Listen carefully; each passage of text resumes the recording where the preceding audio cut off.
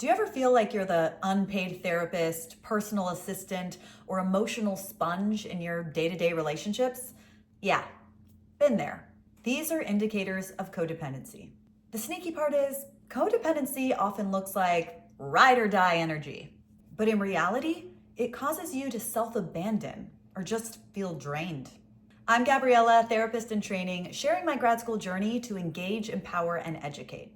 In this episode, I'm sharing the 5 biggest codependency traps I had to break, especially as I trained to help others in healthy, boundaried ways in my therapy career.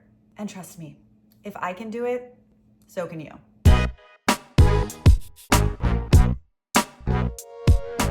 Dear future therapist, I'm Gabriella, and welcome to my YouTube channel. Here are the 5 codependency traps I had to break and how I did it. Number 1, the overthinking Olympics. I've placed in bronze, silver, and gold. I used to replay conversations in my head on a loop, analyzing every word, tone, and glance. Not to brag, but I basically became a part-time body language detective. I was hyper-focused on other people's emotions and constantly asking myself, are they mad? Did I say something wrong? Living like this ties your emotional well-being and sometimes your self-worth to what other people think. This is exhausting and totally unsustainable. To challenge it, I started noticing when I was spiraling and paused to ask myself, is this really about them or is it about my own fear? I practiced trusting my instincts, even if it felt uncomfortable. Turns out they're usually right. Journaling and talking things through with friends or a therapist, or sometimes even to myself, helped me separate my emotions from other people's reactions. Over time, I realized my worth isn't tied to someone else's mood or approval. Number 2, the fix-it frenzy. I felt responsible for the problems, moods, and happiness of my friends and family members. And here's the fun twist. Not everybody wants to be fixed. I try to manage people's feelings all under the guise of helping. But honestly, it was me avoiding my own discomfort. Trying to control someone else's emotions might feel noble, but it might actually just be manipulation. Their feelings are theirs, not mine. To overcome this, I started setting small boundaries and reminding myself that I'm not responsible for resolving anyone else's emotions, especially when people aren't asking to be fixed.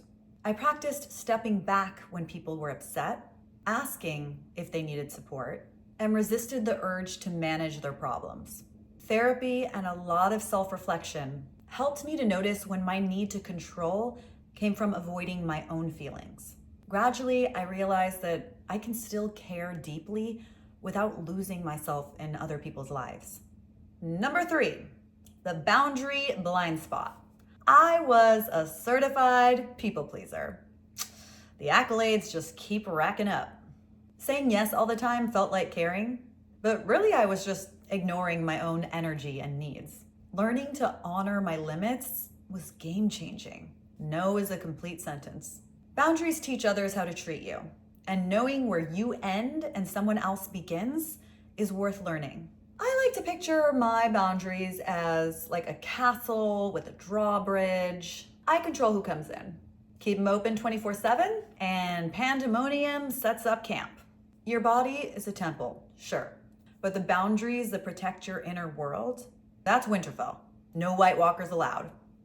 I challenged these boundary blind spots by saying no in really low stakes situations to practice protecting my energy. I reflected on what I truly needed and made a list of my non-negotiables for my time, energy, and relationships. Visualizing the castle and the drawbridge made me realize that boundaries aren't about being bitchy. They're necessary. Over time, I became more confident in honoring my limits and noticed that others started treating me with more intention, respect, and thoughtfulness. Number 4, the emotional vampire magnet. This one's a doozy. Yeah, I said doozy. I kept attracting chaotic, high drama, or dysfunctional people into my life, thinking I could save them. In attracting these types of people, I was really just avoiding my own unmet needs. These people can make you feel needed, important even, but they suck your energy faster than you can refill it. Patterns repeat, chaos persists, and no amount of support will ever be enough. And it's hard to step back because guilt sneaks in. You know they need help, but pouring from an empty cup doesn't help anyone. I challenged this by pausing to ask why I was attracted to chaos and recognizing patterns in my past relationships. I started limiting contact with people who drained me and invested in relationships that were reciprocal. I practiced self-validation, so I didn't rely on others to feel valuable. Slowly, I learned that stepping back doesn't make me selfish.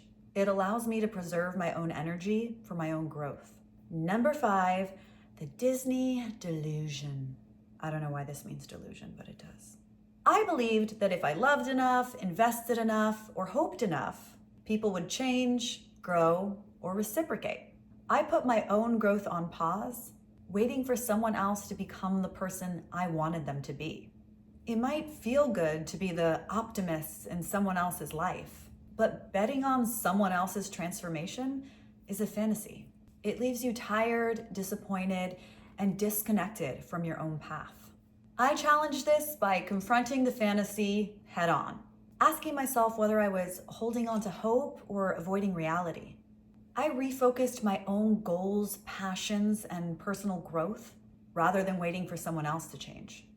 I reminded myself that love isn't about fixing or transforming people. It's about connection that respects both parties.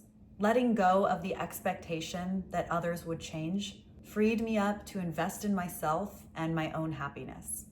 Codependency is tricky. It masquerades as fixing that's really about control and avoidance. It calls itself loyalty, but it's really self-abandonment. And it moonlights as empathy when it's really just emotional enmeshment. You can confront codependency by setting boundaries, learning to trust your intuition, and investing in people who actually show up for you. Believe me, it's worth every ounce of effort because you matter. As always, dear future therapist, I'll see you in our next session.